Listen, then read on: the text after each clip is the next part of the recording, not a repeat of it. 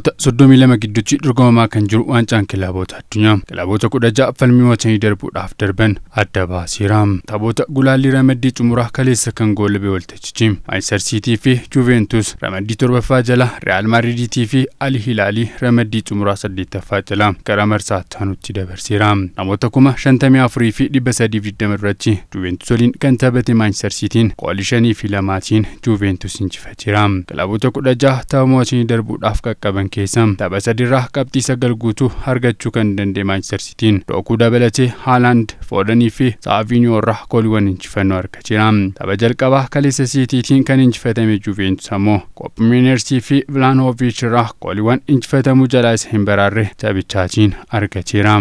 Kubbaa Phil Foden gara gooliitti jira keessaa gahee guddaa kan qabu Erling Haaland goolii 300ffaa garee biyyaalessaatii fi kilaba taphateedhaaf galche. Kaleessa Juventus irratti daqiiqaa 52ffaan galmeessifateera. Tapha Arsenal waliin Premier League'dhaan qabxii qooddachuu irratti hidhama isa mudateen booda hoggaa tokkoof dirraa fagaatee kan ture Rooriin kaleessa filannoo jalqabaatiin gara reetti seenuutiin Manchester City yeroo jalqabaatiif tajaajileera.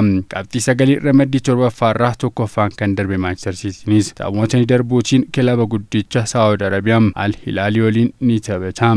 Tapha kan biraa ramaddii xumuraa 8ffaa jala Red Bull waliin kan taphate Real Madrid goolii 3-0 injifateera. Tapha lama injifachuun tokkoon qabxii qooddateen qabxii 7 ramaddii olaantummaadhaan kan xumure Real Madrid falmii tapha mo'atanii darbuutiin kilaba Xaaliyaan Juventus waliin ni taphata.